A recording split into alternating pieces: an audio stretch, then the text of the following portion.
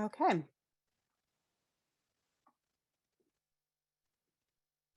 Thank you. I think,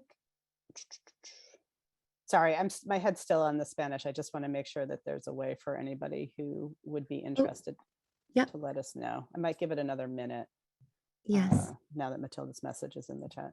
Perfect.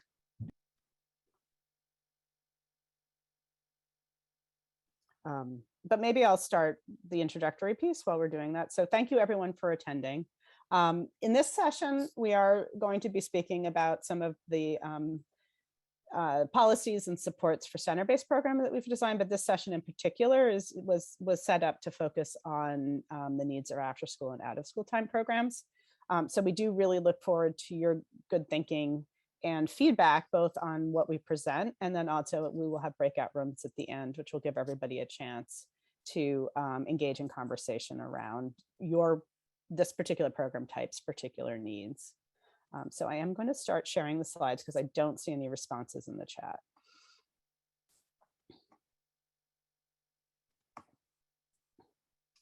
Let me get that to run. So just a reminder of the areas of our strategic plan. These are the focus areas that we've been using. And in this particular session, we are going to focus in on the needs of programs. And as I just said, in particular, OST and programs. And what we want to do is share the status of some policies and supports for quality improvements and get your feedback. And the session itself will focus first on the supports for CQI, as well as some supports for managing staff that we're building out, which will really be, I think, just a reminder of some things that you've probably already heard about. And then we'll have some poll questions. And then, as I mentioned, we'll go into breakout rooms. So to start us off, I'm going to pass it off to Joy Cohen to speak to our reconceptualization of the licensing structure. Hi, everybody, and thank you, Jocelyn. It's nice to see you all. I'm going to talk just a little bit today about the progress to date on the regulatory revisions, starting with our how we've reconceptualized the licensing structure. So we had talked for a long time about our commitment to creating regulations that are relevant and customized. And so we knew we were going to separate the regs, and we are continuing to think that way. There will be a home-based set of regulations and then a center-based set of regulations. But in order to customize more and to really capture specific program needs in the regulations, we're taking it a little bit further. Within each of those sets of regulations, there will be 3 types of licenses. And each type of license will be determined by the ages of the children that you serve. So if a program serves only children under 5, if they serve only either infants and toddlers and preschoolers or any combination of those, they would have this first type, this early childhood license. If the program serves only school age, be it the school age license. And then if the program serves all ages, it would be this 3rd type of license. And what this is going to do is essentially allow us to better incorporate the needs of the children that are in care, but also better incorporate the needs of the child care provider. Really be able to specifically for out of school time programs, ensure that these standards are reflective of foundational quality and minimum standards to protect the health and safety of children in the context of your program and in the context of the ages of the children that are served. If we can move ahead, Jocelyn, to the next slide. So within that thinking, we're thinking about 6 categories of regulatory standards. The 6 that are on your screen, and we intend for the regulations to provide really a roadmap for programs to be able to understand what are the minimum expectations here. And we've talked a lot about quality now being not separate from our regulations, and we really see the regulations as that foundational level of quality, right? That you, by being a licensed program, have achieved a level of quality, and then expectations can be set within the licensed world to continue with quality improvement from there. So it really becomes a tool that balances compliance with support for continuous quality improvement, which is particularly exciting. So these 6 categories include, for example, terms of licensure, which will cover how to obtain and maintain a license, education and care of children, which will be all of the things that the child experiences in the program. Indoor and outdoor space pertains to just the physical space of the program. And then, of course, child health and safety, which will focus on the practices and policies that pertain to things like medication administration and emergency preparedness. What will be one of the things that will be new is a section to focus on how to include alternative program structures and alternative program philosophies into our regulations in a way that we aren't prohibitive to programs' implementation of their curriculum. So, for example, if you're a Montessori program and you use maybe glass, there might be an expectation that when glass is used, there's adequate additional supervision instead of saying you can't use glass, that kind of structure. And then for program administration and business practices, really looking at the program leader and what are the standards that that need to be in place from both the business, but also the program leadership operational side as well. So thinking this will be very comprehensive and really a great opportunity to bring in those quality indicators that are customized by the program setting and the ages of the children to really create comprehensive regulations that will be responsive to the field. So we're very excited. And with that, I will pass it back to you, Jocelyn. Thank you, Joy.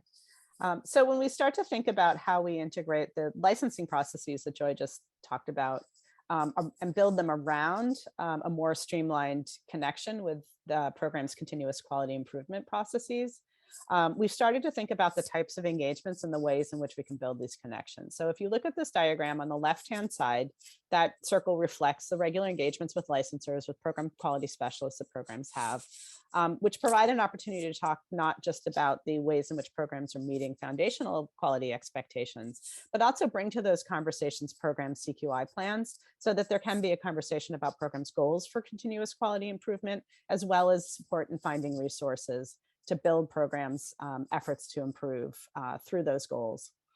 And if you think about the next circle, then this is the process of that a program will engage in ongoing reflection, adaptation and change, and then reflection again around particular CQI goals. So here's the place where we really do want to think about how we might support programs in finding the resources they need to execute CQI, and also get the supports for the types of quality improvement activities that might be prompted by different CQI cycles. And over time, we would expect that programs will build advanced practices across the focus areas by these repeated cycles of engagement, whereby, again, we've set up the CQI plan to be the crux of the conversation so that everybody's aligned and understands programs' goals for themselves and aligned around supporting programs in meeting those goals. But to do this, we recognize that leaders play a critical role in accomplishing this, and we need to provide a toolbox of support for leaders. Leaders are the ones that set the conditions at the program level and support educators in engaging in reflective and job-embedded professional development. So as a first step, we wanted to define the types of domains of quality that can focus thinking around CQI, and also highlight the fact that what we want to do with these domains is help programs think about where to focus attention through cycles of CQI, recognizing that it'll be ongoing and sequential attention to different domains of quality over time that will build program quality, instead of coming in with a one point in time evaluation of where a program stands across all of the domains.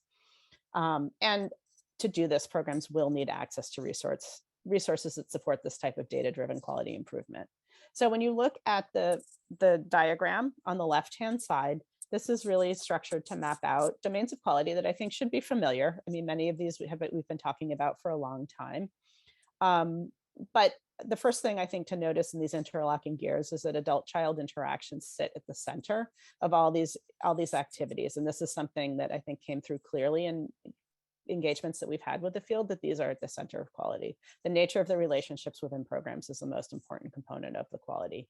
And then around this, you have other areas of focus around, the quality of family engagement, thinking about curriculum instruction, the nature of the physical environment.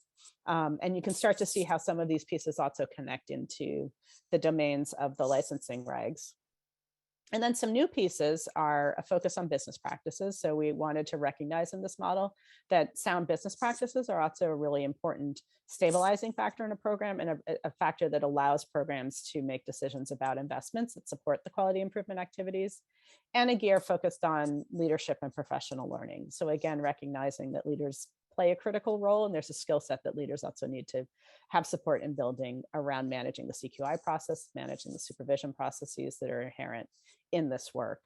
And then in the rings on the outside, there are some commitments that we feel are really important to pulling this work together. One is a commitment to continuous quality improvement. So this isn't an activity where you're just going through the motions, but there really is a deep commitment to learning from these processes and building and strengthening skills, as well as a commitment to ensuring that there's attention paid to diversity, equity, inclusion in every decision being made within the program. So to think then about the types of supports that we could provide, this slide is set up to map out the supports that we currently have around technical assistant training and coaching, but also to prompt thinking about where we might go with the types of supports that we have. So if you look at this, we sort of map them out from at the top, the most accessible and the supports that the field engages with pretty universally. So in this tier, you have the licensing engagements, program quality specialist engagements. These are the places where programs do regularly connect with EEC. And in these engagements, we would build attention to the CQI plan. We also have the learning management system, the Strong Start LMS. Everybody has access to this at this point. Everybody needs to take the EEC Essentials course through this system, and we're working to build out resources on this system that would be broadly accessible and supportive of program and educator across the field. And then in the next layer, you have the supports that are available to anybody who is looking for these types of supports, but as needed. Everybody might not engage with these all the time. These are something that you as a program can come and say, could you come and help me with something? I have something that I'd like support with. The PDCs provide professional learning training and technical assistance, as well as coaching services, both to leaders and to educators. The early childhood mental health consultants are available to come to programs and consult around the practices that support children's social, emotional, and behavioral health. And we're also building out a series of business trainings for both FCCs and center-based programs.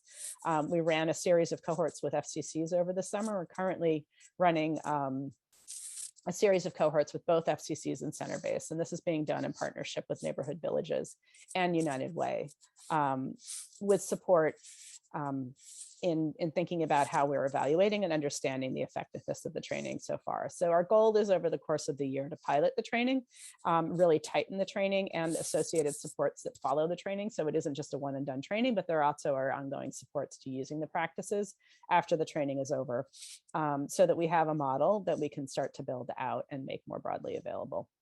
And then finally, at the highest level, you have the types of supports that require sustained engagement and are really focused on comprehensive practice improvement. In these cases, these are multi-year engagements. The early childhood support organizations are one example where there's multi-year coaching around building strong job-embedded learning into programs and instructional practices. We also have cohorts being run by the pyramid model, which is a similar multi-year training and individual consultation that is designed to build systemic supports for social emotional development.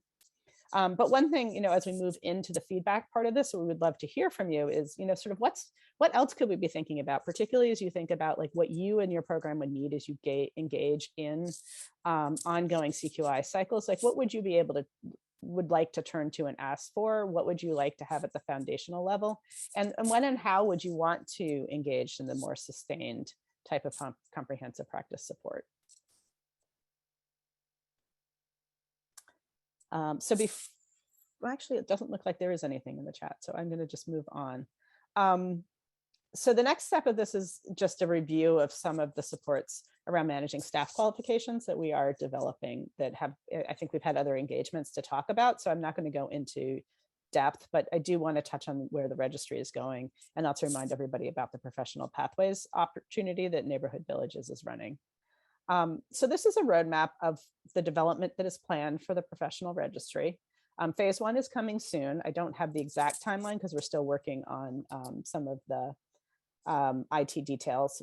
But that is really setting up the registry. So this is effectively building the, Caitlin has talked about this a lot, as the registry serves as your digital filing cabinet. This is us building the cabinet itself. This is everybody creating a registry, which becomes a place where documentation can live, such as CPR. It will also become a place where we can bring in information from the TQ and PQR registries. But the initial stage is just really getting the registry system set up and getting educators linked to programs. Because the nice feature about this particular system is that each program will be able to set up their staff roster, and then you will be able to connect individual registry entries to your roster. So you have a way not just of knowing, not just for individual educators to track what they've done, but you also have a way to connect to and sort of record in our records who your staff are. The next phase will then move record of trainings in the LMS into the system. So you would no longer have to print out a record of your EEC Essentials training. That will actually just be automatically updated in the registry. So we're looking into what would be required to do that. And that would be the phase 2. Phase 3 is a little bit more extensive. This is where we integrate the background record check process into the registry. I think this is probably something everybody is really looking forward to. It is also technologically complex as I understand it, but something that we are deeply committed to doing. And then looking ahead down the road, as we move towards launching a credential, we would obviously build the record keeping needed for the credential into the registry. But again, just to focus in on what is coming up in the short term, it is establishing this professional record and making the connections to programs. So for educators, this is the place where they can start building their filing cabinet, where they can keep their records, and it will incorporate PQ and TQ records. But it's also establishes a direct connection between EEC and educators to support communications and tracking of professional competency over time. And it becomes transferable. So it is something that you as an educator can make sure any program that you're working with has the ability to access the critical information that's needed to support your candidacy. On the employer side, this provides an opportunity to really show how you are accounting for your staffing levels. And it's a place where when we look ahead to how we might continue the operational grant funding, I think we can streamline some of the reporting around staffing and build connections into the registry, which I think would be useful for everyone. Again, this allows program directors to also have unified information about their staff in their sort of program level digital filing cabinet. And it could potentially streamline licensing visits because licensors will have access to documentation, be able to view it in advance of their visit. And finally, educators and licensors can proactively plan for CPR and first aid certifications, as well as BRC renewals when we get down to phase 3 and have BRC built into this. The second thing that I want to draw your attention to is the Professional Pathways website that Neighborhood Villages is billing. This is a place where if individual educators or you have a cohort of educators that are looking for particular support in accessing higher education courses and having trouble sort of navigating the system of higher education, where there's a lot of information that's available, but it's sometimes hard to look across multiple institutions. Neighborhood Villages is streamlining and putting together one point of entry. So there is, if you go to the website, there's a place where you can log in and provide information about what it is that you're looking for, and then be connected with somebody who can help with the navigation process. So that is the presentation today. Just quickly checking the chat to see. I don't think there's anything in there that I need to respond to.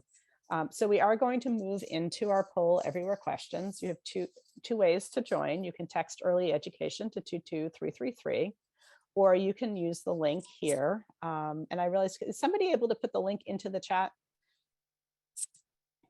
Yes, I can put the link in the chat. One moment. Great, thank you, Eli. So I'll just give everybody a few minutes to get set up. And then we'll go to the poll. And then after the poll, we'll have breakout rooms.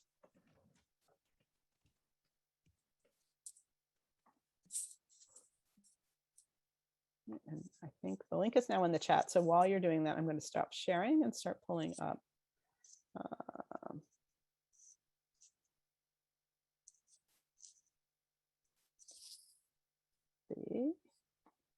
the poll.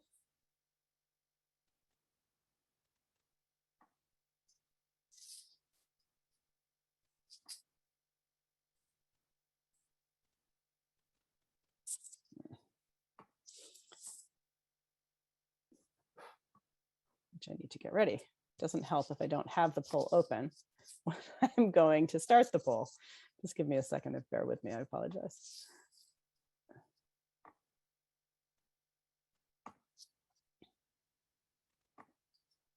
Okay.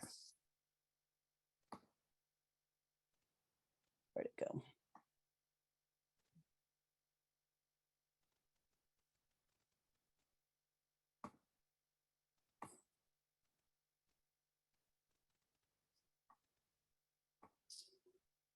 Okay, hopefully everybody can see. So the question, the first question is, given all the information that we've shared today, what type of support would you like to make sure that we provide?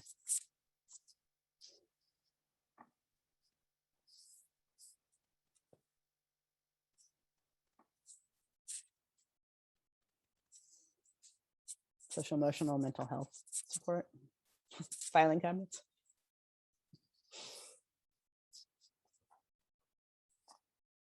Support with PQ and how that will transition. And then resources for older children who need support around behaviors and mental health. So making sure that supports are particular to the ages of children as well as the types of supports that are needed. Supporting for school age directors, recognizing that the skills in a school age program are different. More licensors, the wait time around licensing response sounds challenging. And we need to be able to reach them if they are a primary link. Yes, that is important.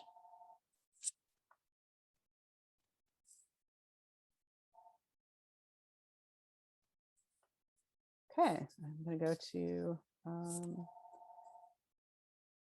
the next question, if I can, just to navigate.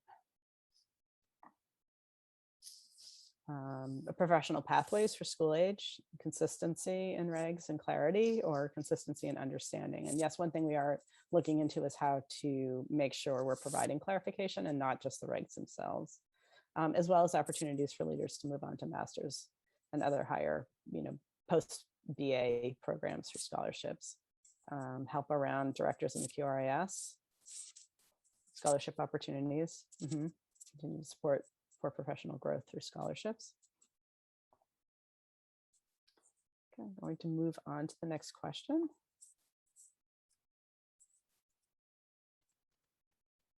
So what training or coaching supports have you found to be helpful in improving educator practice and building the quality of your program?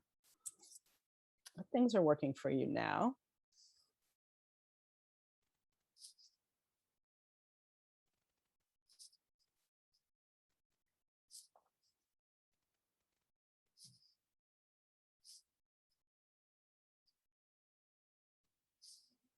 Coaching, personal coaches.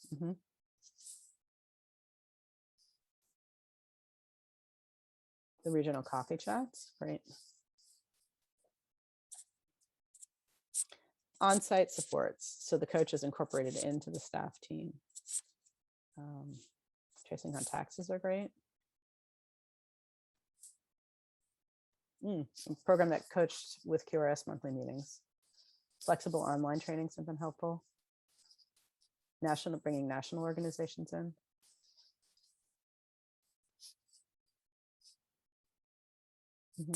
So for those with internal coaches, are there supports for your coaches that you would want to have?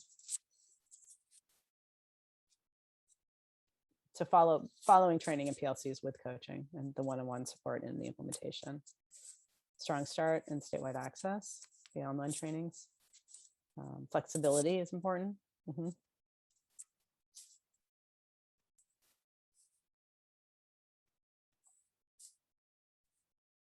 Okay, looks like responses have slowed down, so I'll go to the next question. So this is a multiple choice question. When you think about engaging in CQI, what part of the process do you feel you need the most help with? So, support in thinking about what types of goals do you want to identify for the process and for improvement efforts, how to facilitate the conversations and the planning that needs to happen, support for gathering data that supports the reflection and quality improvement, ensuring that attention to diversity, equity, and inclusion is provided, finding the training and coaching supports that you need to meet your goals, or other, and there will be an opportunity to explain the other responses in a minute. So right now, from what I'm seeing, it sounds like people are fairly confident around gathering data and using that for reflection, but identifying goals for improvement, the facilitation, finding resources, attending to equity, diversity, and inclusion are all important areas.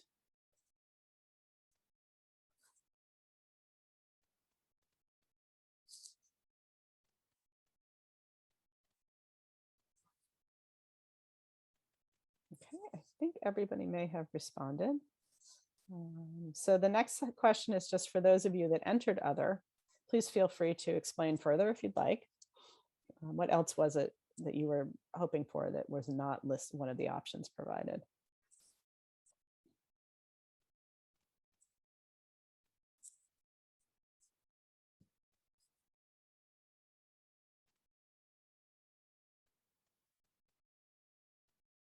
How to help your staff take the improvement seriously and really engage. So that is that, again, that mindset around CQI. Funding to support what is needed, the time to gather and reflect, which is related to a number of things, including probably funding. Okay. Thank you. Okay, so our last question in the poll everywhere is, when you think about your program's next set of goals for CQI, so when you think about the next cycle of CQI you could engage in, what domain of quality would you like to focus on? Family engagement, business practices, adult-child interactions, curriculum and assessment, or leadership and professional learning? Yeah, the support around leadership and professional learning is standing out, I think, across sessions.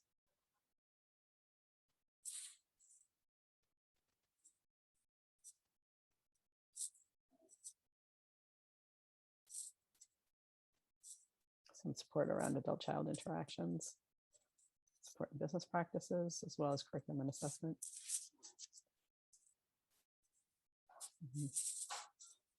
Yeah, but this definitely calls out, how important the leadership piece is. And it sounds like that's a place where we could focus attention. Okay, well, thank you. I am going to leave this open. So, if you have other thoughts, the poll everywhere will continue to register them. Wrap it up and make sure that, we all had a chance to reconnect before we left. But thank you, everybody, for your engagement and your thoughts today. This is really very helpful for us. And, I'm happy to stay on if there are any additional questions. Also happy to take follow-up comments if things come to mind afterwards. But, thank you to everybody for your time. And I hope you enjoy your afternoon and your weekend.